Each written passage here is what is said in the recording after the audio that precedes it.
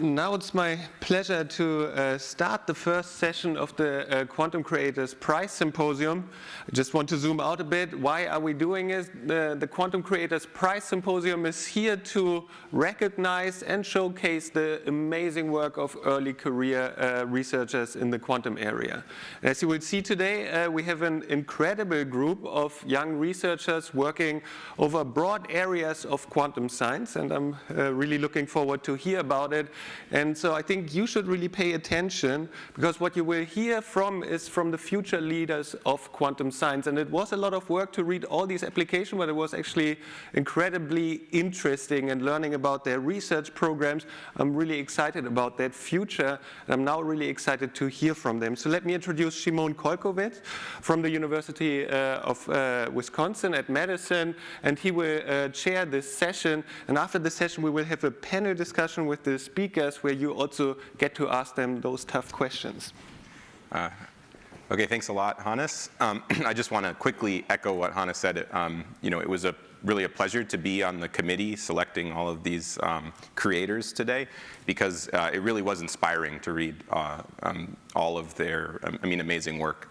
So I just want to let you know that there'll be an opportunity to ask questions of the individual speakers at the end of each talk. And then, as Hannes said, at the end we'll have a little bit of a forum where we can have a little bit of a chat with all of the creators together. So without further ado, it's my pleasure to introduce our first creator, Dr. Victoria Xu. She is a postdoc at MIT, and today she's going to tell us about gravitational wave astronomy beyond the quantum limit.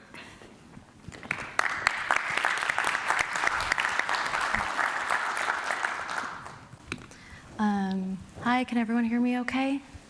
Great, okay. Hi, it's nice to meet you. My name is Victoria.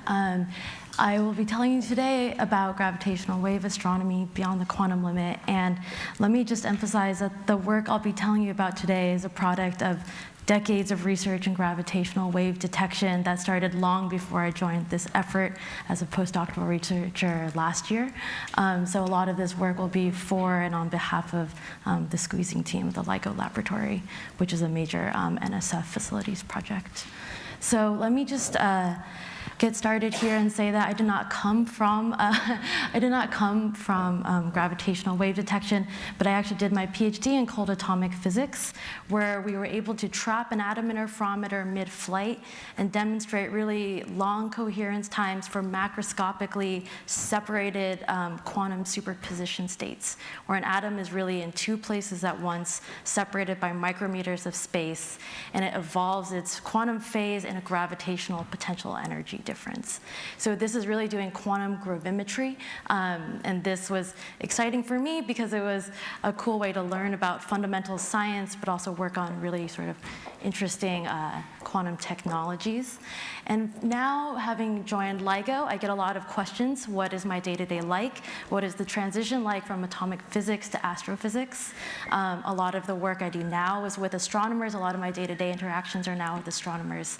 And for astronomers, what I tell them I do is, I reduce quantum noise in a new type of observatory. So it's a little different talking about quantum correlations to astrophysicists and talking about it today for this audience where, yesterday we've heard many talks about how are quantum technologies used, how are quantum sensors used, have they actually demonstrated advantage to date over classical systems. I'm very excited to be part of an effort where we've done the work in classical engineering, and we have a massively complicated classical interferometer, which we have managed to use quantum enhancement to really expand our astrophysical horizon. And so with that, let me get started in gravitational waves. What are gravitational waves? Gravitational waves are modulations of space-time itself. These waves are emitted when huge, massive, very dense objects in our universe in spiral merge with each other and collapse to form a final object. They radiate energy, and that gravitational radiation propagates through the universe and eventually at some point propagates through Earth as gravitational waves. And these gravitational waves, the scale is extremely exaggerated here. Actually, this is sensing a displacement of about 10 to the minus 18 meters. That's about 1,000th of a radius of a proton on a baseline of 4 kilometers, about 2.5 miles. So we're watching a baseline of 2.5 miles change by the radius of parts of 1,000 of a proton. So this is really the frontier of precision measurement. And this is a worldwide effort in its detection where, again, you see the strain here. The way we detect this gravitational wave strain is we have an optical interferometer that forms an L. We have 2 of these. One is in Livingston, Louisiana. Another is in Hanford, Washington, the Hanford site. We just heard from the Department of Energy is on DOE land near Pacific Northwest National Lab in eastern Washington.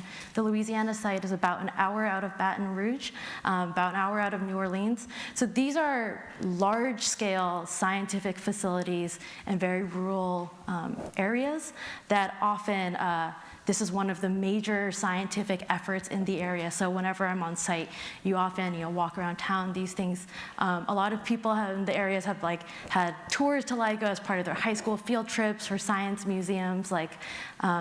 This effort is really big, and it makes a difference to the local towns that they're in. And this is also a worldwide effort. So in Pisa, Italy, we have the Virgo detector. In northern Germany and Hanover, they have the Geo 600 detector.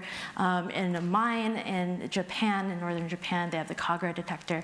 And LIGO India is now slowly coming online as well. So this is really a worldwide network. Let me talk about the LIGO Hanford Observatory, where I spend a lot of my time. Again, it's a long Michelson interferometer. It takes about 15 minutes to drive from the corner station in blue there to the end station. Out there, it's about 2.5 miles on a very small road. Inside the corner station, it looks like this. The beam splitter is where this L comes to a vertex, and there you see the plus X arm on the left and the plus Y arm coming down. Inside of these chambers are suspended optics. So our test masses, the input and the end test masses. LIGO is a massively complicated couple resonator system to get sufficient seismic isolation to detect these small changes on such a large baseline. These optics are suspended in vacuum chambers on quadruple pendulum stages, as you see here. And of course, cleanliness is really key to this whole operation. Here you see a layer of first contact over a 40-kilogram test mass. You see one of our senior detector leads working on mode dampers on the side to sufficiently install this quadruple stage. All while, just to say, she is inside that dome you saw earlier. And so the dawn of gravitational wave astrophysics really began in 2015, 2016 with the first detection of gravitational waves. So what happened on September 14th, but really what happened in a kind of a galaxy far, far away type of situation, 1.3 billion years ago, 2 black holes merged into one. And these are 2 black holes in our universe, each 30 times the mass of our sun, that were just kind of zipping around in our universe on their own chaotic trajectories until they kind of caught the gravitational pull of one another. They inspiraled at almost half the speed of light and eventually fused into one final object. And in the process of this merger, they radiated away 3 suns of energy as gravitational radiation. And that's what we detected in our twin LIGO detectors. Here on the top right, you see these 2 signals overlapped, but really there's a time delay because it takes gravitational waves, which propagate at the speed of light, time to travel from Louisiana to Washington. And we see these signals very nicely. And this, of course, led to the 2017 Nobel Prize for gravitational wave detection. Let me say, since then, we've detected almost 100 events, and we've seen objects that astrophysicists actually have predicted to exist, but have never directly observed. On the bottom here, you'll see an increasing mass towards the right. All the detections we have, where the bottom line there is what has been observed electromagnetically. Electromagnetically, neutron stars observed are very similar to mass ranges to the neutron stars we've observed gravitationally, but the black holes we've observed in gravitational wave astronomy are unlike anything we've seen before. And there exist also in mass gaps where we actually had no idea, never observed such objects. So this is really new astrophysical territory that we are exploring with gravitational wave astronomy. And let me talk briefly about neutron star mergers. Neutron star mergers are kind of one of the most amazing things I think we have observed gravitationally. This was in 2017 as well, in the first observing run. Just to say, neutron stars are the product of when a large star forms and eventually comes to the end of its life, it explodes in a supernova, and sometimes if it's small enough of a star to start with, it will become a neutron star, which fit roughly 1.5 suns in the width of Chicago, all just neutrons. So nuclear matter is really what's coming together together to merge here. And here you'll hear the chirp, the high frequency chirp of neutron star mergers. And 2 seconds later, the Fermi satellite in space detects a gamma ray burst exactly coincident with astrophysical predictions of the time delay between gravitational radiation emitted by these moving masses and the gamma ray burst that results from nuclear fusion between merging neutron stars. And actually looking at how the gravitational waves travel through our two LIGO detectors and how they miss the view of the third Virgo detector in Italy, we can do some triangulation in the sky between LIGO, Virgo, and Fermi. We localize it to within the constellation Hydra. This happens at about almost 5 a.m. Pacific time. Telescopes, unlike gravity, have to wait till nighttime to observe. So in nighttime, we start to get beautiful follow-up observations as we tell the telescopes where to point, and they follow this kilonova explosion actually throughout the electromagnetic spectrum, starting from that very night, 11 hours later, when it's dark enough to do astrophysical observations, all the way out to a month later in the radio, following it through, the UV, through the optical telescopes, infrared telescopes, radio telescopes, and you can see actually this kilonova blinking in the telescope images. So this is really amazing science we've been able to observe now with gravitational waves. And it's fascinating to observe this kilonova explosions because that is where we think a lot of heavy elements are actually forged in our universe. So there's a lot of impact. And what I want to show you here is as somebody who has worked on what astrophysicists would call instrument science, it's important to know how the sources relate to the signals. So for heavy objects, we see low frequency mergers. As the mergers happen closer and closer to us in cosmic space, the signals are bigger in amplitude. But what you'll see, the main difference is that binary neutron star mergers are small amplitude signals, because they are very light objects that are fusing and merging here, versus heavy gravitational waves with these low frequency signals. And so with quantum engineering, we can actually get improved high frequency sensitivity, and that's what we optimize for because we're fascinated and want to study this neutron star astrophysics. And you'll see that with the injection of quantum light into advanced LIGO in 2019, our event rates increased dramatically. In 2 years, we got 10 detections. After in part, the injection of quantum light into LIGO, we were up to about 100 detections total after the next year. So it's about 90 detections in a year versus a total of 10 from the first 2 years of observing. So this is really a phenomenal impact of quantum engineering in expanding our astrophysical horizon. So here's just the full catalog that we have today after 3 observing runs. And you'll see the first 10 I showed you are up there, and the rest have been observed with quantum enhancement. So that's bringing it from monthly to weekly detections in just the first 5 or 6 years since observing the first gravitational wave detections. Let me just say some of the observations we've made in the 3rd observing run have been fascinating, including these intermediate mass black holes and that mass gap. We've observed objects that they're not clear. They're either the biggest neutron star that shouldn't be allowed, or else a surprisingly small black hole, or else something else entirely.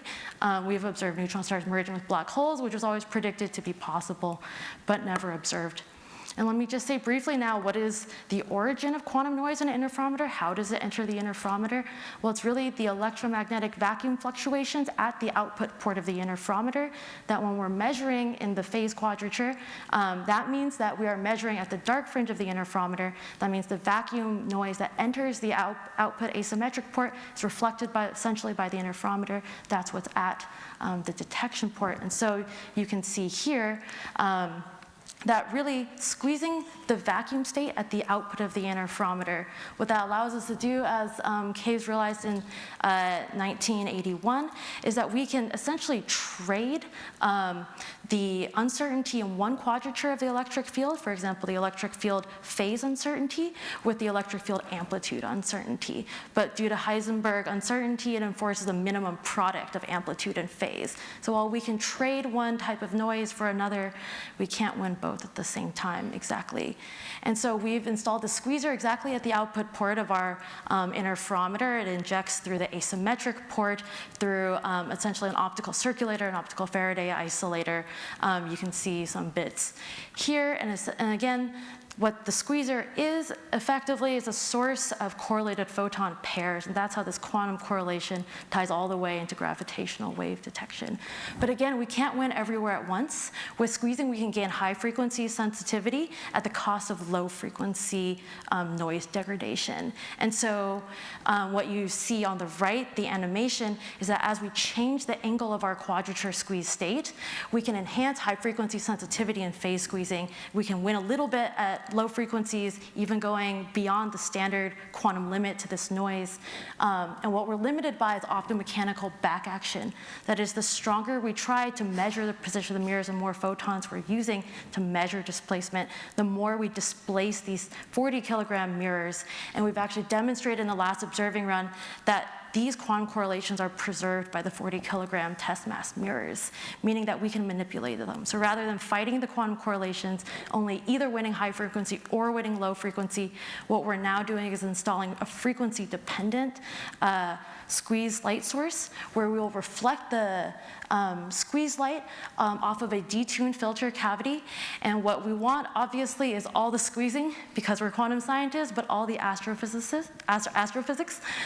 So by installing the squeeze light source going to amplitude squeezing to suppress radiation pressure at low frequencies while still phase squeezing to get that high frequency sensitivity, we can win broadband quantum noise reduction. Where broadband here is really one of those funny things where it's really the last 100 hertz near the carrier. So in some sense, broadband being 100 hertz is not so broad after all. And we've demonstrated this successfully at our prototype facilities at MIT, where for a 16-meter cavity, we had to do finesse 80,000 to actually reach our target where we need this quadrature rotation to happen right around the standard quantum limit.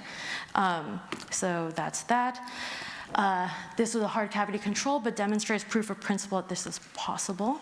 And for the real interferometer, which we are now commissioning, we'll have a 300-meter baseline cavity that's about finesse 6,000. And this is important for a robust long-term astrophysical operation to lower the finesse.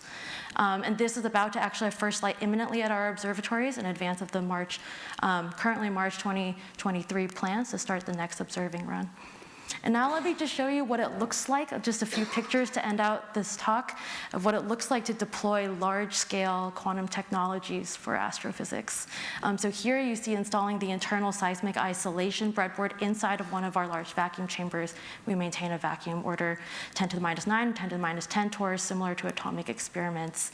And so after having done the installation there in late 2021, we have now reestablished 4.5 dB of measured squeezing at the interferometer output, as well as demonstrated radiation pressure at both observatories. So we are ready for the filter cavity. And the NSF has made a dramatic investment in quantum technologies by supporting this filter cavity. It required a lot of civil engineering to build out this new lab space, build out a new clean room to house these filter cavities, as well as in-lab install this long, 300-meter long in-vacuum beam tube.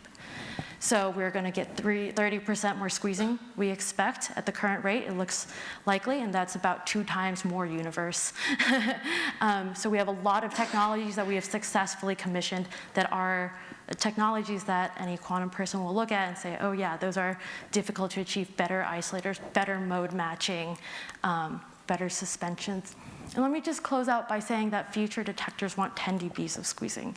With 10 dBs of squeezing, that's a huge increase in the volume of the universe that you can observe. And let me just say, future and current detectors will all be limited by quantum noise. Even the best, at the best case, quantum noise dominates nearly the entire noise performance of gravitational wave observatories. And so while we expect 10 dB, that's a 10% loss and 10 milliradian phase noise. Those are really pushing the fold on losses and optical phase noise. And so that will require a lot of workforce development, a lot of R&D to get there. And with that, let me just close and say this again is the product of a lot of people's time, many control rooms like Livingston, Hanford, Caltech, MIT, as well as over 100 institutions, over 1,200 members, many universities that may not have PhD programs. There are universities from all scales within the US. So this is, for me, very exciting for workforce development. And with that, let me just leave you with this. Thank you. We have detected some events classically and many more with quantum engineering. So thank you.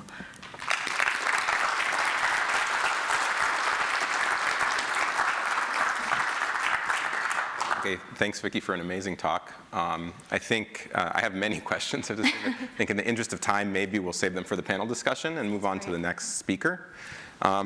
So our next speaker is Dr. Zheng from the University of Wisconsin-Madison. In the interest of full disclosure, I have to say Xin is actually a postdoc in my group. But before you start reaching for your torches and pitchforks, I was recused from the consideration of his application. But I was very happy to hear that he received it. Having worked with Xin for the last couple of years, I can say it's very well deserved. So Xin is going to tell you about testing fundamental physics with a multiplexed optical lattice clock. Yeah, thanks, Shimo. Thanks for the kind introduction. I would also like to thank the organizer committee board for recognizing. I can guarantee you Shimon wasn't there while they're discussing my case. But yes, so I'm going to talk a little bit about different than what happens in the lab and different than what happens in LIGO, such a big organization. I would talk a little bit about optical clocks and how we leverage it to study some fundamental physics. Okay, so let me just start with the basic concept of the clock. It's literally just a measure and indicator of the passage of time. And what you need is a local oscillator that generates the periodic events. And you keep track of the oscillations using such as a frequency counter. Let's take this pendulum clock as an example. There's actually one issue, because these devices are man-made. There can be errors associated with such as the length of the pendulum or the change of gravity depending on location on Earth, such that our clocks might not agree with each other. So this sort of motivates the idea of using a universal frequency standard to calibrate your clocks, okay? So that's the atoms, oh, sorry.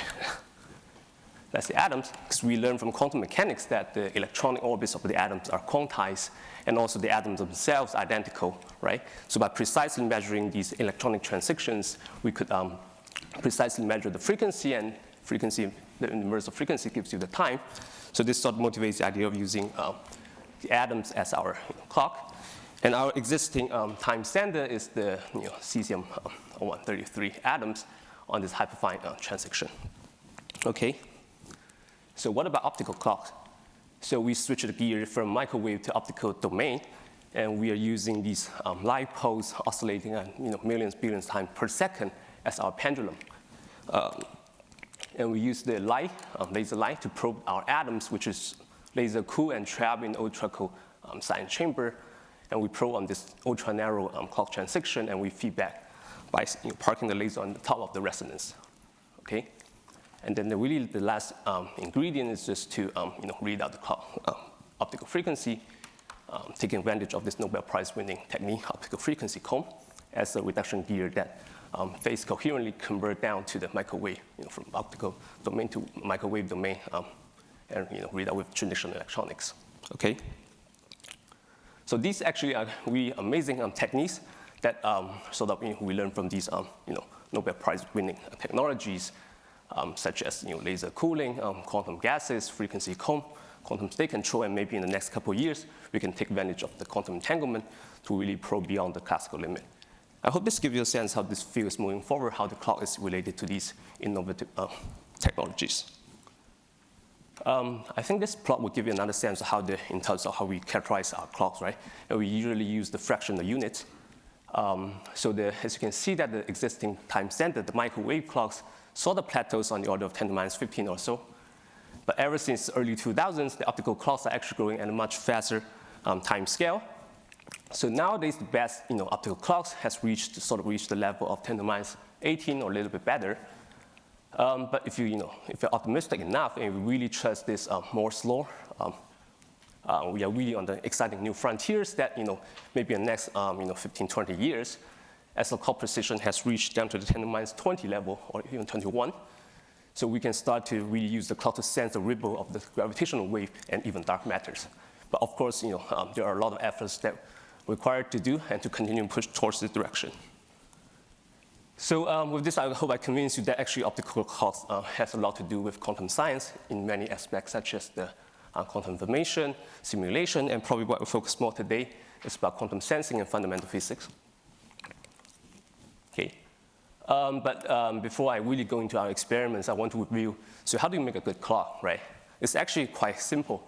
That's governed by the equation on the right, and we call the projection noise, the fundamental limit. So what it really tells you is that you want to operate A at a higher frequency.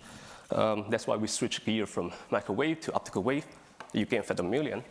and B, you want to probe many atoms simultaneously. That's at least for the optical lattice community, we trap the atoms in the optical lattice, which I will explain later, that we could gain square root of n, which is roughly 100. Okay, but probably what's most important is that you want to take full advantage of these long coherence from the clock transitions. That I would say most of the existing clocks are limited by this coherence times, which comes from the laser and the atoms themselves, which I will address in this talk. So in our laboratory, we are using the strontium-87, a fermionic isotope, on the second column of the periodic table as our reference atom, which is really nice because it has this 1s0 to 3p0 clock transition that has intrinsic lifetime 160 seconds. In terms of the clock laser, thanks to the growth of this industry, that we are using a commercially available rack-mounted clock laser from Manual System, which has a sort of a still pretty good temporal instability of 10 to minus 15 at 1 second or so. But still, this is not as great because it sort of limits our laser coherence to about 100 milliseconds or so, as you can see from the T2 star here. So this means that it would take us like a couple of weeks or even a month to average down to the state of the art on clock conversion precision, which is not actually a great time scale, especially for grad students, right? So yeah, but there are solutions to overcome this laser coherence limit. For example, if you compare two clocks using a standard Ramsey spectroscopy, what you could do is if you have the two pulses in sync, then during these free evolutions, then the noise from your clock laser will become common and rejected. So this actually has several advantages, right? A, you can probe beyond your laser coherence limit, and you can still learn about the frequency difference between the two clocks. This is actually quite important for most of these clock applications, other than using clock as a time standard, because people are mostly interested in how the clock change relative one to another. But this technique has been demonstrated extensively by the colleagues in the clock community, but so far they have sort of been limited to about less than a second of coherence. The reason being you're no longer limited by your lasers, but you're limited sort of by your atoms themselves. So I would, since this is probably a little bit technical, but I would sort of explain as simple as possible. So here's the graph of the optical lattice, which is ascending wave pattern. Your atoms are trapped in these pancakes, and you probe with the clock laser along the direction of your lattice. Okay. So what happens is, if you don't have the lattice, so your atoms would be Doppler broadened. Even though we are talking about a temperature of 1 millionth degree just below absolute zero, which is almost the coldest place in the world, but still the broadening itself is like 40 curates or so, which is not great. So what happens is that if you have crank up your lattice intensity, you start to run into this lambda-decay regime where your motions, atomic motions in this lattice quantize. So the motion effects are resolved from your clock transition. So you can probe free of these Doppler effect and recoil effect, which is great, right? That's also the motivations for the optical clocks, lattice clocks. But there are a couple of downsides and what's sort of the limits. Because A, you have many atoms per site, so they can interact with each other. And that scales with the depth, lattice trap depth, okay? And also lattice lasers themselves non-zero, right? So you have associated scattering of the clock state and also this inhomogeneous broadening from the lattice light itself. So you might wonder, yeah, why don't we just turn down the optical lattice intensity to run into this intermediate regime, but then you sort of run into another issue, which is due to the tunneling, because like your atoms are no longer localized, so they can tunnel between neighboring sites and pick up different phases. And that gives you sort of these weird shape of structures, which is of some interesting to the many-body physics community, but probably it's not great for clock community, right? But I mean, we're always standing on the shoulders of the giants, and we can learn from these experiments. So what you could do is to get rid of these tunneling is just to do a trick just to flip your lattice. So you can take advantage of gravity, which creates energy potential barrier that suppresses the tunneling. Okay. So our approach is to combine the two configurations I just told you. A is a 1D vertical shallow optical lattice, and B is to perform differential comparison and to probe beyond our laser coherence. That's also the motivation why we built our clock in Wisconsin. So this is how it looks like, as simple as just a single optical lattice, but we have two clocks, and actually more, I'll show you later, in the same optical lattice in a single science chamber, okay? And on the right, I'm showing the camera image of the atoms and how we load the 2 clocks into the optical lattice.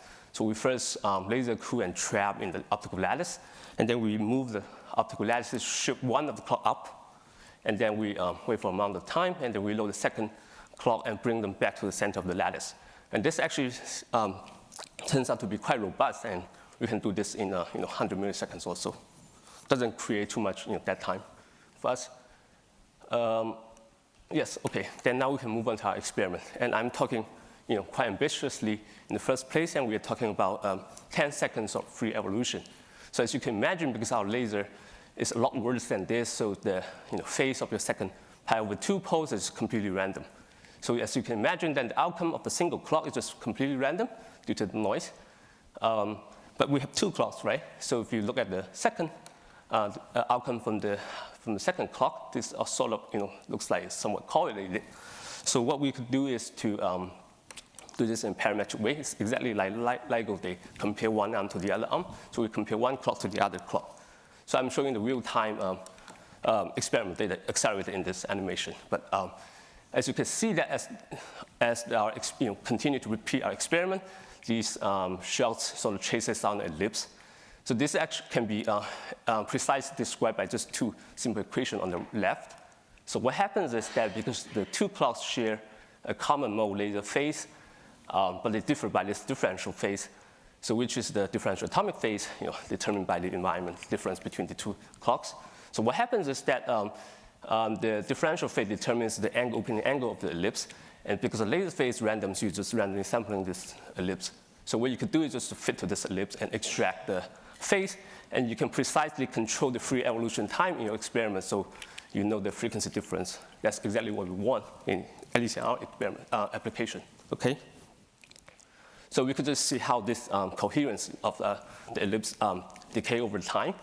And as you can see, that it actually remain phase coherent quite long for 30 seconds, which is the effect of 300 improvement over the short-lived laser coherence that you can barely see in this plot. And thanks to this enhanced coherence, that we could see how far we can push down our measurement precision. It turns out we could just average down below 1 part in 10 to the 19 in less than 4 hours averaging. But I want to highlight that actually this technique is not, we are not the only group. It's not unique in our lab. So I want to acknowledge colleagues from Judah. For example, in Zheng's group, they compared the 2 subregions. And they performed the same differential comparison between the subregions in a 3D Fermi-generic clock.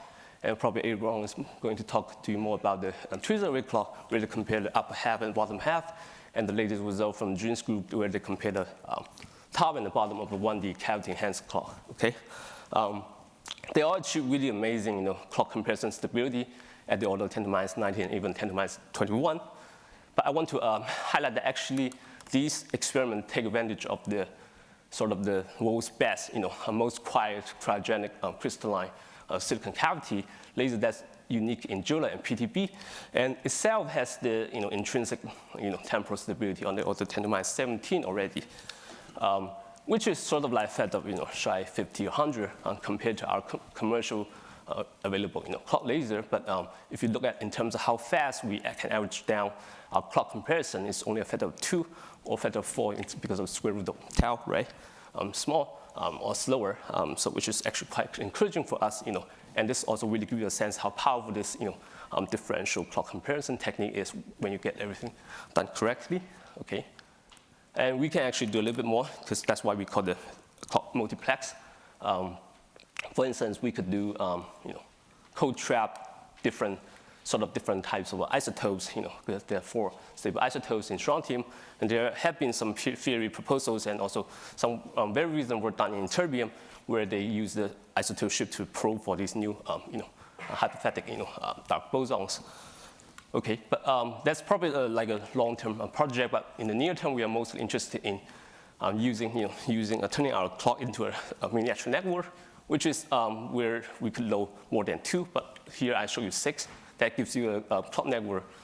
Okay, and we would like to use it to start the gravitational redshift. That will just give you as a quick example of how we leverage this clock to study fundamental physics. Okay, so the idea of this is that excuse me, that the gravity is just the curvature of space and time. So what it means is that if we have two identical clocks, and if you put one clock closer to the surface of the Earth, it will tick slower compared to the other one, right? That's away from the Earth. And this amounts to a frequency shift that's on the order of 10 to the minus 1 times 10 to the minus 18 per centimeter, which is actually pretty bad for a clock, right? Because you can imagine if you want to push the clock position down to 10 to the minus 19 level, you got to know the exact high altitude or the potential to millimeter scale and control it there, right? That at least sounds quite technically challenging for me, but you could think about this in another way that we can leverage this disadvantage and turn into the advantage, right? If we are confident enough about any other clock systematics, excuse me, then you could turn your clock into a really nice sensor for this gravitational potential. That's exactly the motivations for using clocks as the geodesy and navigation applications. But what we do is we are trying to measure this redshift in the sub-centimeter scale, and we're doing this with blind test. So what we hope to measure is to verify the existence, at least to observe this the redshift on the order of 1 times 10 to the minus 18 per centimeter. And we are running into sort of a configuration of 5 clocks due to some technical reasons. So the minimum clock separation is about 2.5 millimeter or so. And we have intentionally added a random blind offset within the range, drawn within the range of 10 times the redshift. Not because we are not honest people, because we don't want to bias ourselves towards this known number during our systematic evaluation. So what we have to do is, given our nice clock stability, what we still have to do is to characterize all these interactions with the external fields, such as the lattice light shift and also the atom interaction or the magnetic field and so on, right? That probably won't have too much time to discuss each one in details, but I will just give you one quick example about this black body radiation shift. The reason is that because your atoms are at the micro Kelvin temperature, but so here's a cross section of a science chamber, right? That's still on the room temperature. So there are black body radiated photons where that could potentially cause some shift. But at least Shimon and I were naively thinking that how big a difference could this make, right? The whole point is that your clocks are sitting in the same science chamber. They experience this comparable level of these solid angles. So we don't think that was the issue, but turns out we are quite wrong while we do our systematic evaluation. So you can see on the right, as we introduce a thermal gradient across this the lattice, that by heating either one of the viewports, which is primary source of the BBR photons, we immediately see a frequency gradient across our clock array. So what does it mean is that imagine you have a clock, a single clock you put into our device, because it's device dependent. But at least in our case, if you have a clock and you just move it by a centimeter or so, you immediately see a shift of 1 times 10 to the minus 18 level on top of the redshift that you're trying to measure. So this exactly explains why you have to do these systematics carefully and why even though making an absolute clock is pretty hard. So here's the final systematic budget table that we come up with, that we characterize all the systematics and we unblind our data. I'll just show you on the right, which is the red data points is the individual experiment runs that we've taken over a couple of weeks. And then the black solid line is the prediction from Einstein theory. And then these bars is accounting for all these systematic shifts. I mean, depends on perspective. I mean, at least unfortunately, we didn't see new physics. I mean, that we probably don't expect to. But at least we learned something from here. A, we verified the existence of the redshift on the sub-centimeter scale with a non-zero redshift with a 4 sigma confidence level. And B, we learned quite a lot from these systematic evaluations, and we identified primary systematic sources, which is super important for continuing to, for example, if Shimon wants to build a new clock, that's the target that we have to tackle down. Okay. So I'm not sure I'm running out of time, but yeah. So I still think there are many interesting future prospects that we can continue to leverage our clock to push for these interesting directions. But I'll probably just give you a quick example for the gravitational wave. It's definitely what you cannot do in the laboratory scale, right? You need really large baseline for the gravitational wave, but there are many complicated composite dynamic decoupling sequences for these clock experiments. And we could maybe use it as a test bed for these composite sequences for the gravitational wave detection. And I would just thank you for your attention and acknowledge my PI Shimon and the team of the strong team. And thank you. Yeah.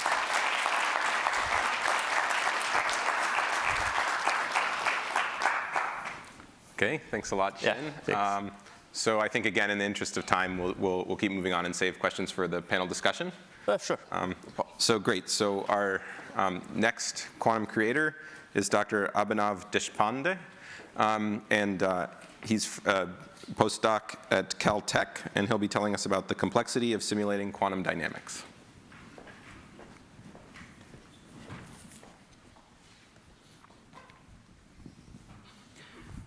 Thanks, Shimon, and thank you to the organizers for putting this together, and also to the committee for consideration. It's a pleasure to be here, and thank you everyone for coming here as well. So today I want to be talking about simulating quantum dynamics. It's safe to say that the big reason we are all here is that quantum computing and quantum physics more generally are both interesting just because of the fact that there's more to it than classical computing or classical physics. And so given this, you may ask, okay, how do we quantify this non-classicality? So there's one particular way of doing so, and that's by asking this question: when is a quantum system efficiently simulable on a classical computer? So this is a question in the domain of what's known as complexity theory in theoretical computer science. And it's a tool that tells us when certain problems are easy versus when they're hard. This question is both experimentally and theoretically interesting.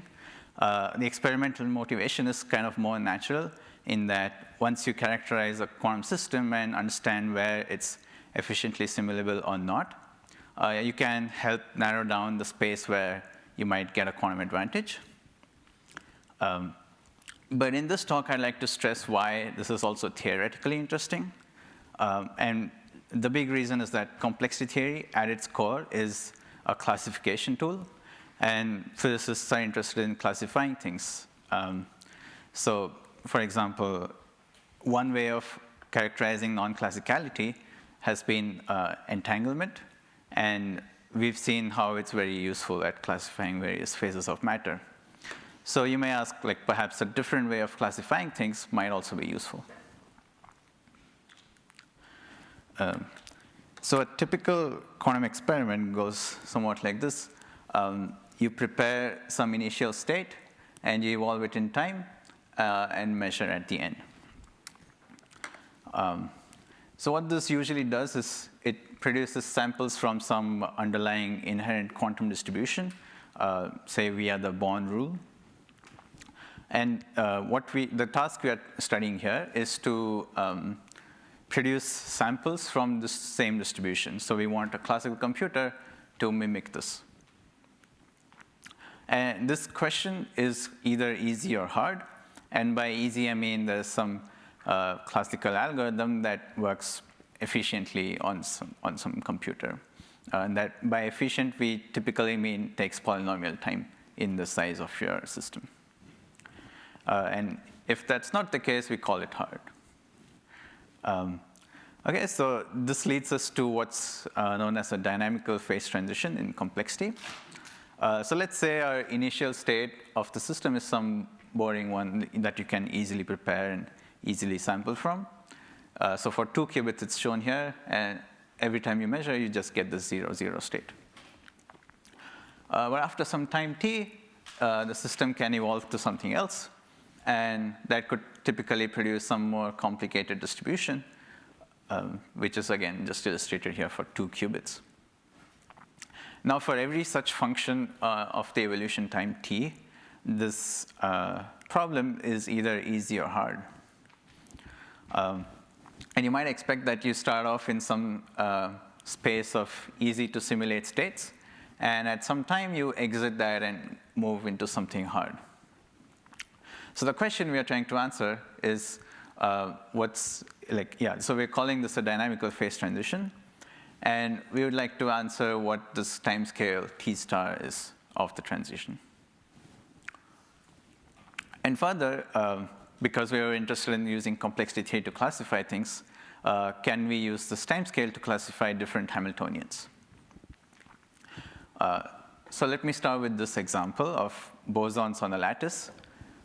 So let's say we have some number of sites, and we have some n bosons on them initially distributed throughout the lattice. And there's some Hamiltonian that governs how bosons hop from one site to another. And they typically also usually interact. So when two or more bosons are at the same site, they kind of see each other. I've shown this for 2 dimensions here. And we choose some initial state such that there's some spacing between the initial occupied sites. So we consider a model where you can have long range hops, by which I mean a boson can just go from one site to some distant site in like one time step, if so to say. The hopping strength usually decays as a power law. And this power law exponent is given by alpha here. So when alpha goes to infinity, that just governs nearest neighbor hopping from one site to another on this kind of lattice. And when alpha is 0, then there's no semblance of locality left in the system, so everything breaks down. So the question we want to know is, what is the complexity phase diagram of this thing like? And I'll show a slice of it at 2 dimensions. We can get a general one for other dimensions too. And here's how it looks like. So along this axis is alpha, so which you recall is the nearest neighbor limit here. And as you go along this axis, you get more and more non-local. Along this axis is the evolution time, parameterized by how it scales with the number of bosons in the system. So we see that in the nearest neighbor limit, what happens is that as long as the bosons evolve for a time that's smaller than the interparticle separation, the system is easy to simulate, which kind of makes sense because until that time, the bosons haven't yet had time to see each other yet. And you can just kind of treat them as all independent. But the interesting thing is that the moment you cross that time scale, you suddenly encounter something that's hard to simulate. And further, as you go along this axis, meaning as you get more and more non-local, the time scale at which things are guaranteed to be easy goes down. So that also makes sense because the more non-local you are, the more likely you are to run into another boson. So there's this intermediate white region where we don't yet know for sure whether it's one way or another. But because our definitions of easy and hard were mutually exclusive, there has to be some line here that denotes the true phase diagram. Okay, so we saw this for some long-range bosonic Hamiltonian, but this characterization of this T star as a time scale is only useful if you can study it for many different Hamiltonians and glean something from it. It wouldn't be as useful otherwise if all Hamiltonians kind of behave the same way. So to that end, we study what's known as many-body localized Hamiltonians. And these are believed to be exceptions to generic dynamics where you thermalize to some equilibrium state. So these feature a slow growth of quantum entanglement. More precisely, with time, the entanglement grows only logarithmically, as opposed to linear for other generic chaotic Hamiltonians. So I guess the question we are asking here is whether we can probe this slow growth of, so to say, quantumness through complexity. And the answer is yes. So let's go into this a little bit. So what we can show is, OK, so on this axis, we have evolution time. So as long as your evolution time is only logarithmic in your system size, we can show that the system is always easy to simulate. Beyond that, we are in this regime where we call it quasi-easy, meaning that we know there is a quasi-polynomial time algorithm to simulate the system. But we don't, it could also be polynomial time, we don't know. But we regard this to be evidence that it's easy. Yeah. And after any sub-exponential timescale, we can also show that this problem is hard to simulate. So this is kind of like another complexity phase diagram. And the upshot from this is that you can witness the fact that MBL Hamiltonians have a much slower growth of quantumness than the other Hamiltonians that we saw previously. And I say this because for any arbitrary polynomial time, we have evidence that the problem is easy.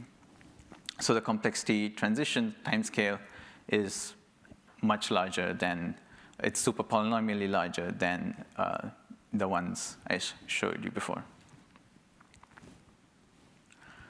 OK, so yeah, we have kind of seen how complexity is a way to classify dynamics.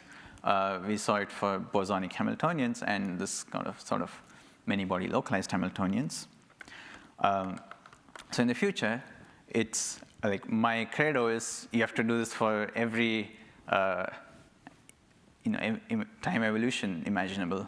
And that includes open systems and Lindbladians, other chaotic Hamiltonians, so that you can compare many-body localized systems to chaotic Hamiltonians, and other spin systems.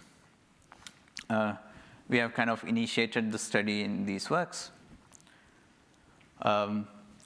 And why stop at dynamics, right? You can also study equilibrium states, and for example, ground states and thermal states, and see whether complexity is a way of classifying those phases of matter. And like one grand vision is whether this gives rise to a new theory of phase transitions and universality, and whether they relate to the typical equilibrium phases we study in condensed matter theory.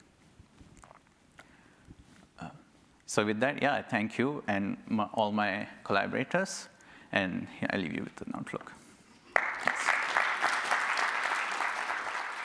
Thanks a lot. So I think we do have time for a few questions, if there are any. Looks like there's one up there. Maybe while the mic's running, I'll ask a very quick question. Yeah. So when you showed this phase diagram, I was a little bit confused about how for n to the 0, it can be hard. It seems like, how can it be hard at 0 time? Oh, yeah. So n to the 0 is like constant time. And when you have very non-local systems, what happens is that your Hamiltonian is super extensive. So you can use the fact that interactions add up to get something that's hard in like a time that scales, that goes down, in fact, with system size. Thank you. Hi, thank you for the talk. My question is whether you can have revival in your evolution. So you traverse into a hard to simulate region, but then perhaps at some later time you revert back to an easy. Yeah, that's a great question. So the way I set up things was that you take like the worst case over all evolutions until that time. So once you get into this hard region, it stays hard because you are allowed to take the worst case where you get to something hard and then don't do anything. But if you were more constrained and you didn't have this freedom, then yeah, it's very imaginable that you could have these revivals. So I really like this idea of using sort of computational hardness as an order parameter, but the way I normally think of order parameters as an experimentalist is I'd like to measure something to see this phase transition. So do you have thoughts on things you could actually try to measure to see this? Yeah, so there's like a whole offshoot of this literature in quantum advantage theory, and there have been some proposals like this linear cross entropy benchmark that do kind of measure quantumness in some way, but they also have their limitations, which we can talk about. But yeah, I think it's a whole other question as to how you would measure this kind of quantumness. It's not so clear the way I've phrased it. Yeah, thanks. Okay, great. Well, let's thank Abhinav again. Thank you. And our last speaker of this session, before we'll have the panel discussion, is Aaron Young, who's a PhD student at Jilla CU Boulder. Aaron's going to be telling us about many-particle quantum optics with programmable atom arrays. Great.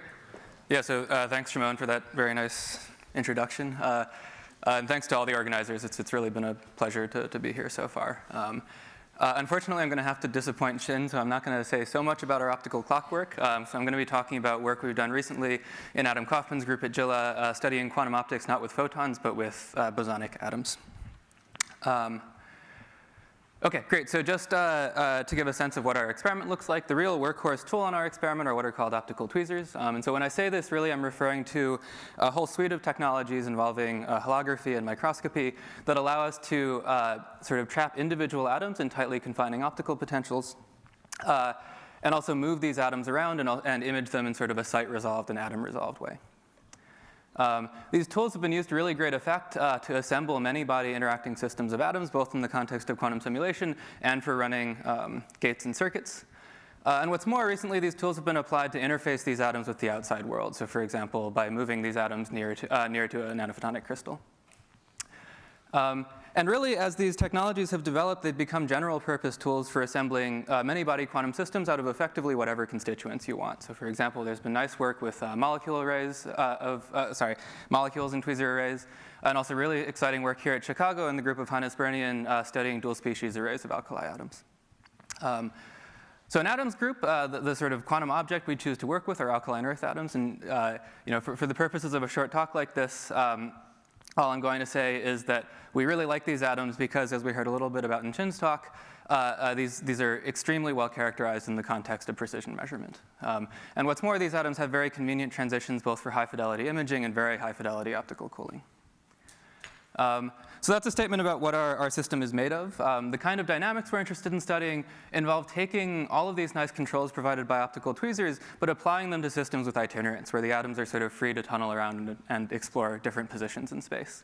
And there's been really nice pioneering results studying this in relatively small tweezer arrays. But we're sort of very motivated by the beautiful progress done in the quantum gas community, where you can really sort of access these very large systems involving thousands of atoms and thousands of sites. And so with that in mind, the approach we follow is we sort of assemble ensembles of atoms with these tweezers, but then we place them in an optical lattice that provides thousands of sites that these atoms can coherently explore. Okay, great. So with that context, here's what our experiments look like. So we can stochastically load sort of several hundred atoms into this lattice. We can image them with very high fidelity. And then based on those images, we can go in with our tweezers and rearrange these atoms into effectively arbitrary patterns. Once these atoms are pinned in place, we can use this cooling transition I mentioned to cool these atoms effectively perfectly to their 3D motional ground state. And so this is really sort of the starting point for all of the experiments I'm going to tell you about, where we've prepared large ensembles of atoms in states with very low entropy, both in terms of their positions and in terms of their motional and internal degrees of freedom. Okay, great. So for starters, let's just talk about what a single atom does in this lattice, right? So we can place an atom in a specific site in this lattice, and we can effectively let go, right? We can ramp the lattice down and turn on some tunnel coupling. And doing this experiment, so okay, we place an atom in a specific site in the lattice, we allow it to propagate for some fixed amount of time, and we just measure where it ends up. And by repeating this experiment many times, we can measure a probability density associated with the wave function of this atom. And the key physics here is really just that there's multiple paths by which this atom could have ended up at a given site in the lattice. And because this evolution is coherent, all of these paths can interfere. So for example, you get these nice nodes in this wave function at this evolution time. Okay, so that's some setup. A natural question is what happens if you place two atoms in this lattice, right? So you can imagine a situation where I prepare two atoms sitting next to each other, and then I just let them tunnel sort of halfway into the neighboring site. And really, people are nodding along. I think what people might recognize is this is like exactly analogous to the situation in quantum optics where you might study Homo-Mendel interference, right? This tunneling operation is mathematically identical to a beam splitter. And what this landmark experiment by Homo and Mendel showed us is that it's really not sufficient to think about single particle physics here, right? You really have to treat this two-body wave function as a single object. And what you find is that if these particles are truly indistinguishable, non-interacting bosons, the sort of anti-symmetric trajectories to this beam splitter perfectly destructively interfere. So you're never going to measure a situation where one particle goes left and one particle goes right. And so in fact, if you just measure the degree to which these sort of events are suppressed, you measure the quality of this destructive interference and by extension the purity and the indistinguishability of these particles. So okay, glossing over some details, we can do the exact same measurement with atoms, where the only real difference here is we have more than 2 modes in our system, but nonetheless we can do these interference experiments and certify that we've prepared single particles with a purity and an indistinguishability in excess of 95%. And so what this is saying is that, oops, there we go. Oh, it looks like the font size has changed, sorry. What this is saying is that in this experiment, we really have all of the basic building blocks of linear quantum optics, right? We have unitary evolution of single particles, and we have bosonic interference between these particles. And so a natural thing to do is to try to scale up, and in fact, scaling these systems up ends up being extremely interesting. So it relates to this problem of boson sampling, which I sort of was hinted at in the last talk, maybe. And the idea here, at least schematically, is, say I have some number of bosons distributed in some number of input modes to a system, and I evolve this system forwards under some single particle unitary. So single particle in the sense that there's no interactions of any sort between these particles. If you ask the question, what's the probability you observe some specific multi-particle output, what you have to do is sort of a generalized version of fundamental interference where I have to sum over all sort of multi-particle paths that are permutations of particles on the input going to permutations of particles on the output. And I'll skip some details, but just say that this ends up being a ridiculously hard problem. So in fact, it's so hard that just sampling from this distribution is believed to be completely classically intractable for more than 50 or so particles. And this problem is really interesting to me in the following sense, right? The setup is extremely simple. This is a completely non-interacting, completely linear system, and nonetheless, it exhibits some of the core features that make us believe quantum computers should be useful, right? But what's more, the problem statement is simple enough that you can really sort of sink your teeth into it from a complexity theoretic standpoint and make rigorous arguments about the sort of computational hardness of this problem. And so this balance between like simplicity and setup and hardness in terms of computation really have motivated a ton of interest in these experiments in the photonics community.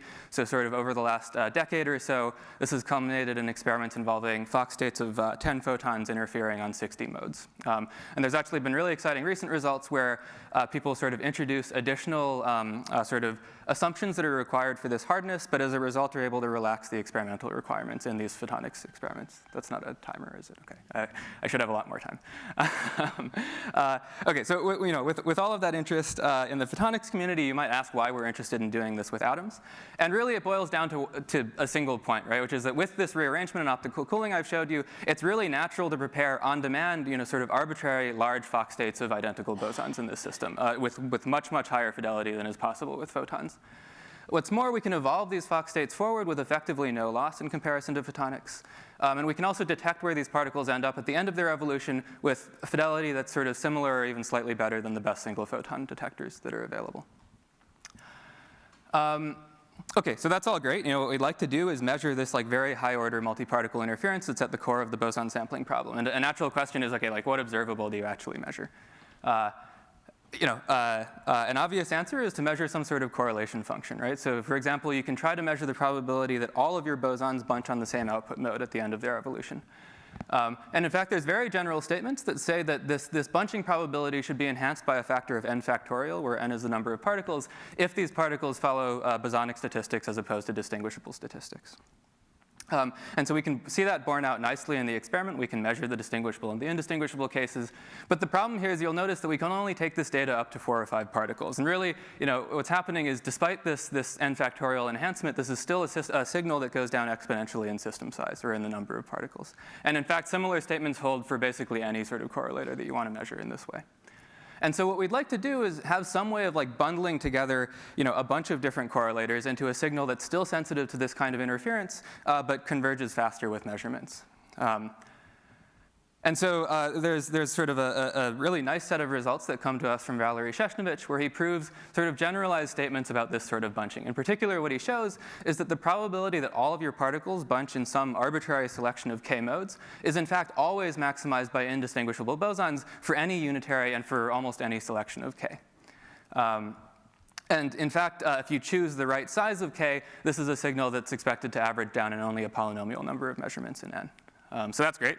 We love to go measure this. So these measurements look like the following. We can assemble larger ensembles of atoms, in this case 36 particles. We can evolve those atoms forwards until all atoms overlap on all input modes. And then we can perform the measurement where we just compute the probability that we see all of these particles end up in some subset K modes highlighted in the red circles here. So we can take this data, and what we see is very nice agreement with theory in the distinguishable and indistinguishable cases, and also a clear separation between those two cases, right? And in fact, what's really nice about this signal is it allows us to rule out a whole family of mixture models that sort of continuously interpolate between the distinguishable and the indistinguishable case. And so this is really giving us confidence that this multi-particle experiment is behaving in line with our expectation from the few particle experiments. What you might notice is that this theory curve doesn't go all the way to the end of the plot. And really what that's representing is the fact that simulating 36 particles is sort of right at the edge of what's feasible for us on a cluster at this point. So that's a statement about sort of the edge of at least current simulability. You might ask what the limits of the experiment are. So we can go up to patterns involving 180 atoms like this. And at this sort of scale, it's no longer really feasible for us to enforce perfect rearrangement like we did before. So if we run this experiment, you might, the keen-eyed among you might see some defects pop up. But nonetheless, we can measure this generalized bunching probability that I was mentioning. And OK, we get a number, right? And we have no context for what this number should be because we can no longer simulate our experiment. But what we can do is something that's extremely unique to this non-interacting case, right? Where in the non-interacting case, what we can do is we can modify our particle statistics without changing the single particle unitary that these atoms evolve under. And so, for example, I can introduce an additional label to this data that makes the particles partially distinguishable by just repeating the experiment at different times with different subsets of the array. So like in the photonics case, this would be analogous to introducing a time delay between photons, for example. And so doing this, what you can see is qualitatively what you would expect. So as we increase the distinguishability of our particles, this generalized bunching goes down. And eventually, in fact, we can make our particles so distinguishable that it's once again easy to simulate, and we can see that things are nicely in line with theory. And so in principle, what this is saying is that in this data, we're reasonably confident that there's more than 100 identical particles interfering on a couple hundred modes. And so, at least naively, that says that you're sampling from a state space with dimension in excess of 10 to the 90, right? It's a huge number. But an extremely important point to make here is that certifying the outputs of these kind of boson samplers is hard. In fact, it's provably as hard as simulating the boson sampling problem in the first place.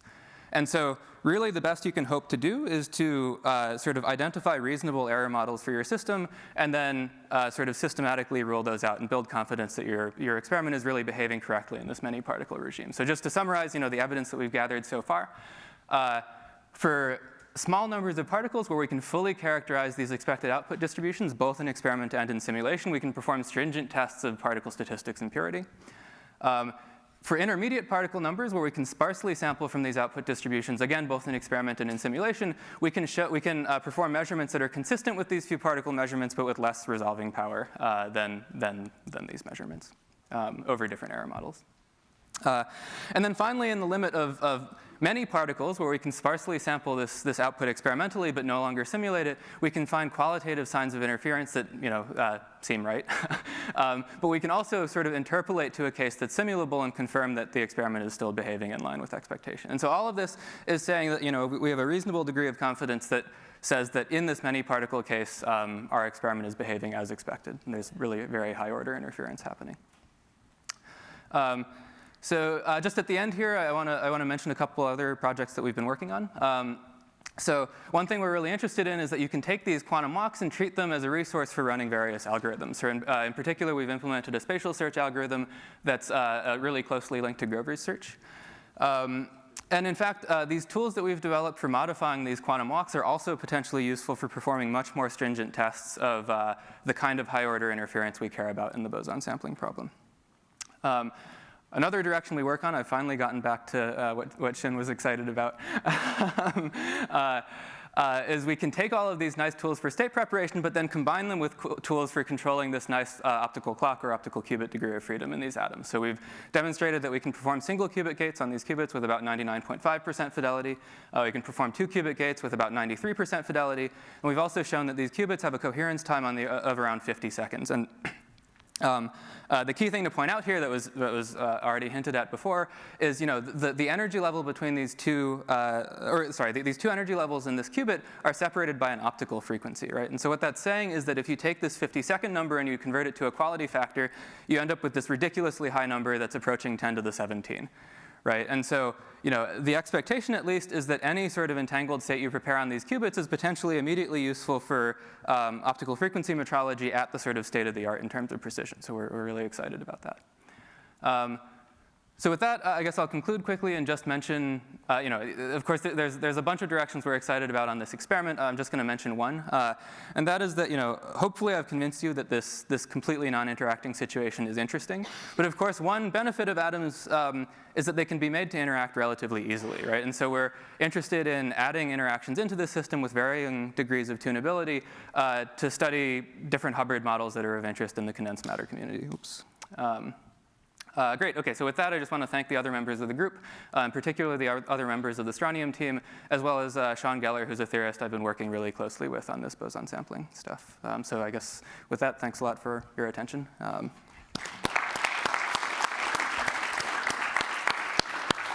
Okay, thanks a lot, Aaron. So maybe have time for 1 or 2 questions for Aaron, and then we'll move to the panel. Great or error.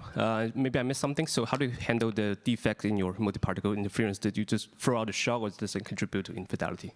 For the many particle experiment. Many particle, yeah. Yeah, exactly. so I guess I should be clear. For the few particle case, we always do some post-selection to ensure that, I guess I'll forget my slides. For the few particle case, we always enforce that the rearrangement is perfect. For the many particle case, as you say, we don't enforce this, but we just include that in our simulations. Yeah, or our simulation in the sufficiently distinguishable case, yeah.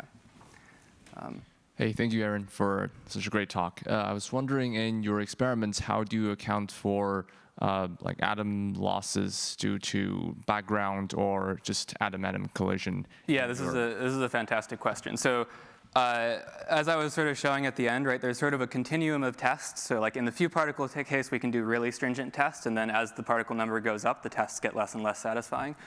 So in the few particle case, what we can do is we can actually always post-select on both perfect rearrangement and survival of all atoms.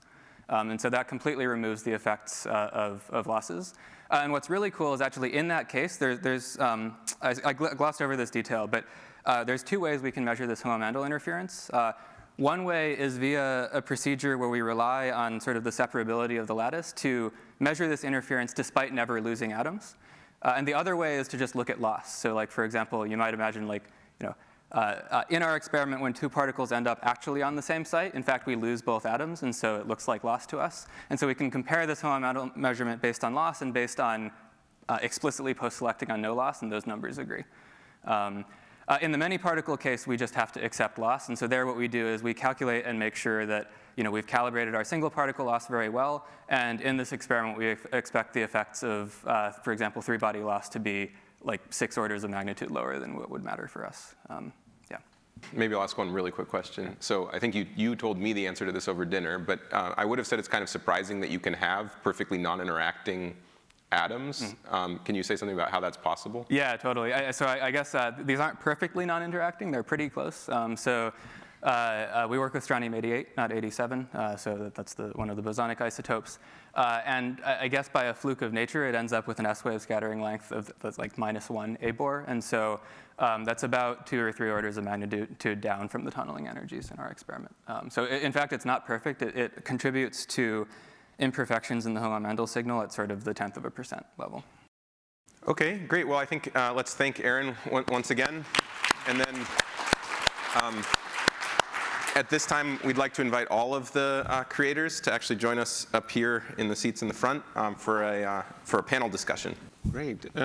Yeah, so the panel discussion is meant indeed to be a discussion, like among yourself with the audience, and maybe also to get a bit of a broader perspective from the speakers. So feel free to ask questions. But maybe I start with a question. So you work all in different fields, I would say, and there's a notion of kind of complexity and quantum advantage. I sometimes think really practical, kind of what does quantum do for you? What does quantum advantage, practical quantum advantage mean in your field? Is it achievable? How far is it away, or are you already using it? I think maybe at LIGO you're already using it, but what are maybe the next steps in practical quantum advantage? Yeah. Sure, I'm happy to start on that note. Yeah, I would say in LIGO, the alternative to reducing quantum noise by a factor of 2 is increasing your signal by a factor of 2. We already have, we expect for the next observing run, about 400 kilowatts of circulating optical power in the arm cavities. Increasing that by a factor of 2 to nearly a megawatt of optical power circulating is more angular instabilities, thermal instabilities. It's very hard to keep this large thermal optical payload of radiation pressure stable and keep all the alignments of suspended optics stable despite such a large radiation pressure. So I think CAVES has a recent review in the past year or two that says, nobody would go quantum if they had another choice. We are pursuing all routes. We are hoping in next generation detectors to go up to this megawatt of circulating arm power. We're also hoping for 10 dB squeezing, both hoping to increase signal and reduce noise. But again, if increasing optical power by a factor of 2 is not already what we have done to get to the 400 kilowatt circulating power, that would be a much better route than reducing quantum noise, which requires bringing online a whole new subsystem. It requires a whole new team to work on the squeezing, squeeze light injection.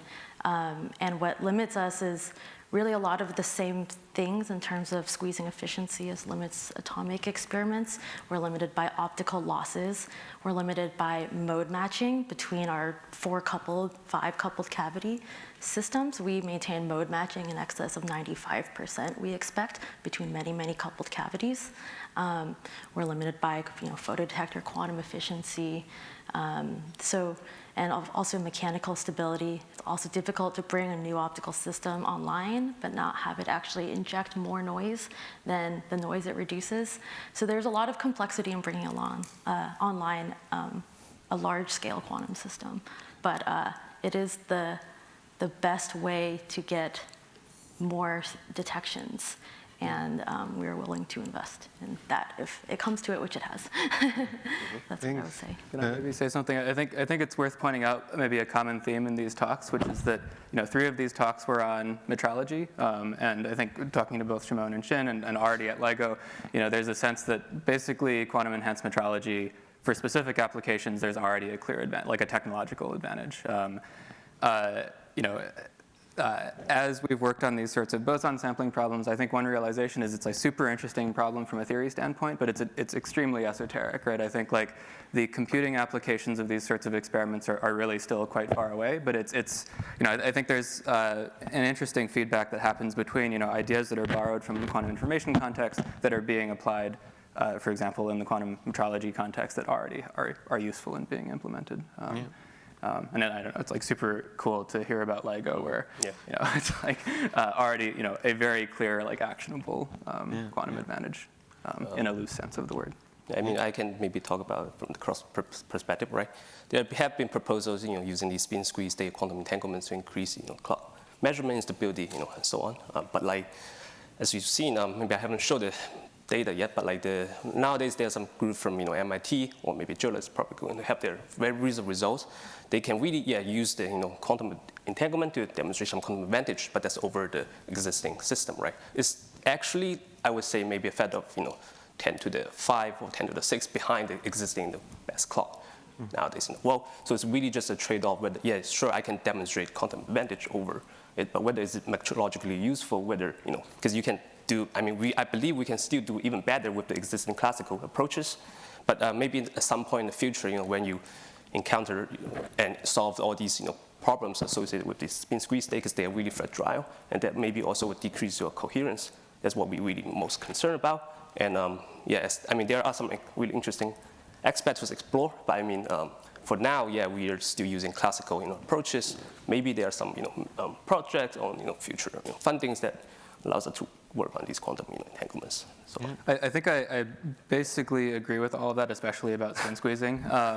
But there are settings where I think already there's sort of enhancements to be had by using quantum states. And for example, there are these experiments at Oxford with like ion clocks where they generate entanglement between two separate clocks. And I think generically for quantum algorithms and for quantum applications in general, it tends to be the case that like if there's some sort of additional structure in the problem you can exploit, then there's potentially very large gains to be had. And so for example, in sensing, I think if you guarantee some sort of additional structure in your noise, like for example, when you average out common mode laser noise, or you guarantee additional structure in the signal you're trying to detect, then there can be much larger enhancements from using entangled states. Maybe I'll ask a kind of, I guess, related question, or another theme that I noticed a little bit, in particular with Abhinav and Aaron's talk, but also a bit, I think, with Vicky and Shin's, is once you start to really push the envelope, it gets hard to have something to maybe kind of compare to, or even to know if you're doing things exactly right. So it seems like once you are past the point where you can simulate something, how do you know if you're doing the thing that you think you're doing? Or once you have a clock that's the best clock in the world, what do you compare it to? So do you want to say a little bit about how to tackle those kinds of problems as quantum continues to progress and we get better and better at making things that we can't make any other way? Yeah, if I may. So this has been studied, right from the beginning days of quantum computation as well. So it's not necessary that you have to be able to solve a problem in order to be able to check its solution. And like it was realized in the 70s that it's probably much easier to check solutions than to come up with the solutions yourself. And computer scientists have been thinking about, what is the class of problems we can, check efficiently. And if you especially use tools like interaction, there's like a really large class of problems you can check. So it's still open how you would verify the output of a quantum computation. There's been like amazing progress in the last few years, and there have been tests of quantum advantage that you can do efficiently, both sample efficiently and computationally efficiently. These are not yet, so to say, NISQI, so these still require like a few thousands of qubits and so on. But I think we are on the road there, and that's very heartening to know. I guess maybe to make us, I'll make 2 points, one obvious and maybe one less obvious. Certainly the holy grail is, if you can solve an NP problem that has an efficient verifier, then you're done, right? So that would be amazing. This is probably along the veins of, when you need a ton of qubits. But in more of the sort of metrology setting, I think there's interesting stuff to be done there as well, right? A generically hard problem is like characterizing entanglement in large systems, and just measuring the stability of your clock ends up being a great witness for entanglement in that clock, right? If you're able to get below quantum projection noise. So I think there's interesting connections to be made there as well. Maybe to the audience, do you have questions for our amazing speakers here? I see Julia has a question. Great. Thanks for all your talks. They were great. I actually have a comment about quantum advantage, and we are all talking about quantum advantage, and it's great. This is what we're aiming for, but there is also an important advantage in using, for example, quantum computation if we discover that the prefactor that we have compared to classical computation allows us to do calculation much faster or in a different way. You see what I mean? So it's not that either we have quantum advantage or it's not worth it. It could be that we don't have quantum advantage, at least for a while, but it's still very much worth it because the prefactor on classical computers would be such that we would not be able to solve the problem in a reasonable amount of time, although eventually we could be able to solve it. So maybe it's great to aim so high, and I think we should, but there are also other, maybe more lower hanging fruit that could be important. Mm-hmm. Some of the lower hanging fruit that I guess quantum computer scientists look at is not exponential speedups, but polynomial speedups. So that's an instance of what you're saying. I think there was a paper where people analyzed how, like whether square root speedups, for example, which is what you typically get with quantum computing, whether they're competitive enough, and the news was disappointing there. But a lot of this is just because current hardware is such that, I mean, it's a function of what hardware you have, and current hardware is limited. And yeah, there's amazing groups everywhere that's trying to improve these things. Yeah, but at the end of the day, it depends on what these constants are. And we don't know, I guess, what the perfect qubit, say 20 years from now, looks like. I might just kind of add on to that. I mean, so for example, in this search by quantum walk algorithm that we ran, that's an algorithm like reverse search that has only a quadratic speedup. And one thing you always have to worry about on experiment is, there's a large constant factor that comes from the fact that these quantum technologies are much less mature than the classical ones, right? And so in that case, actually, we didn't have a quadratic speedup. It was like 1 over polylog n, but there's potentially some speedup there. But of course, the system size that we're working on is so hilariously small compared to classical computers. You can show this modified scaling, but it doesn't really matter until the lines cross at some point. And I think the reason there's so much of an emphasis on looking for sort of exponential advantages is because that's really what you need for this hardware that where the hardware itself is so much slower that you need to get past that prefactor before you're competitive with classical algorithms. So yeah, but I do appreciate that comment that you sort of, there's an emphasis on the scaling of algorithms, but you sort of want to pick an actual number to make the comparison at some point. Yeah. Maybe I can speak to that a little bit from another side as well, obviously not on the computing side, but I will say that in gravitational wave detection, especially quantum limited gravitational wave detection, we need people. If you're an undergraduate, a graduate student looking for a postdoc, gravitational waves are a great place to work. It's a great place to do quantum science. It has essentially demonstrated quantum advantage to real effect. And we need everybody from engineers, technician, bachelor students, operations specialists, all degrees along the educational stack to really put quantum technologies into deployment. That's a very large workforce need. And as we grow and scale from 4-kilometer arms in this generation to 40-kilometer arms and next generation observatories, the workforce demands are huge, especially the workforce demands for quantum enhanced gravitational wave detection are growing as we speak. So. Actually, speaking of 40 kilometers, I once heard there was this plans of putting laser interferometers in space via satellites. Yeah. What's the kind of distance scales you will achieve with that, and or sensitivity? So I think that you're talking about the laser interferometer space antenna, LISA. And that they're hoping to detect something like in the millihertz band gravitational waves, not sort of the 100 to several kilohertz band that we detect on ground-based detectors. So they have a triangulated system of satellites between which they run laser interferometry. So actually, the Pathfinder results from the LISA Pathfinder have been incredibly promising. Basically, once you go to space, you get over all the microseismic noise, the kind of gravity gradient noise, all these terrestrial effects that ground-based detectors can never hope to overcome below about 10 hertz. So the early results from LISA Pathfinder are extremely encouraging. And there's no reason to believe LISA wouldn't meet its mark for really low frequency gravitational wave detection. That's very cool, because then, it's early warning of gravitational waves, more time to point the optical telescopes. It's detecting heavier objects. It's detecting, possibly the first generations of stars to ever have collapsed. So they're seeing really, you can start to see really primordial signals once you detect gravitational waves in this low frequency band. And again, all laser interferometers are limited by quantum noise.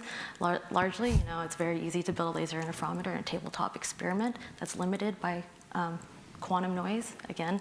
So being quantum noise limited is not particularly special for a laser interferometer. What is special, I would say, is the massive amount of classical engineering we have done to push the classical sensitivity as far as it could have been pushed. and before having to go the quantum route. I actually have two naive physics question regarding the gravitational. I have to admit, I don't know a ton about gravitational wave, but could you remind me, A, why does it travel at speed of light? And B, if it's particle wave duality, could you really put some insight about graviton or these unified theory?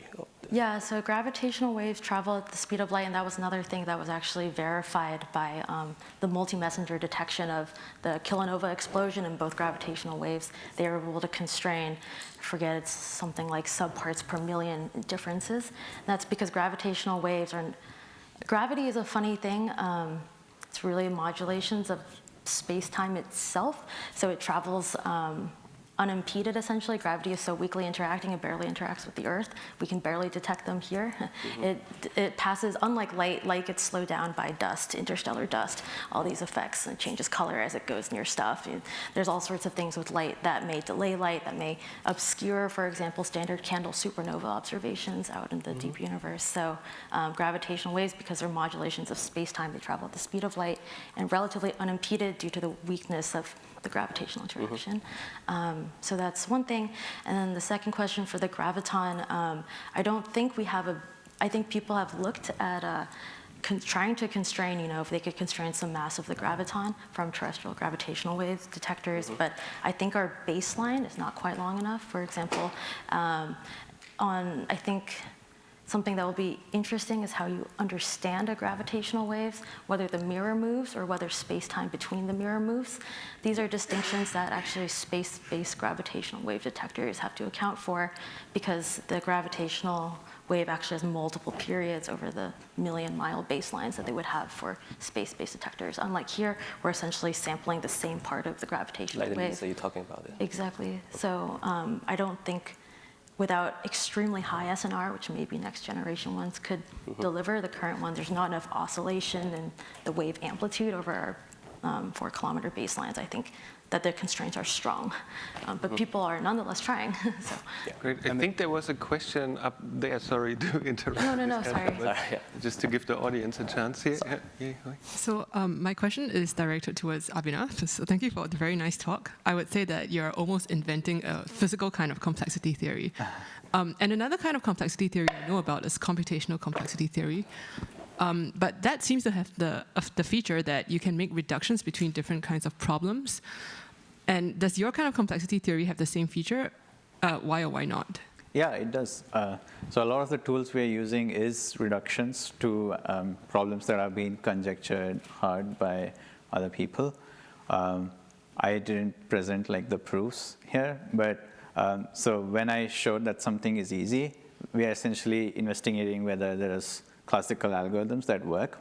And when I say something is hard, it's not just that a particular candidate algorithm fails. It is more than that, in the sense that we can actually show that if you were able to solve that problem, you would be able to do something impossible, believed to be impossible in complexity theory. So it's very much standard complexity theory as well.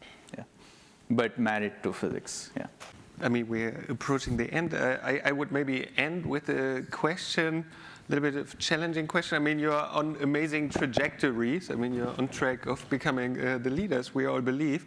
But sometimes it's good to step back and think about, okay, what trajectory am I on? And we see quantum science and science in general is very, very broad. So if you were to pick another area in quantum science, or maybe even other quantum science, what would you be working on? What do you find most exciting kind of going on that you're not currently working on? Maybe we go from you. Honestly, for me, it's hard to think about something more exciting than gravitational wave detection, quantum enhanced. So I did cold atomic physics for my PhD, and then I thought to myself, what is the chance that, what's a use? I'm interested in applications and deployment of quantum technology. I'm interested in results, and I'm interested in fundamental science.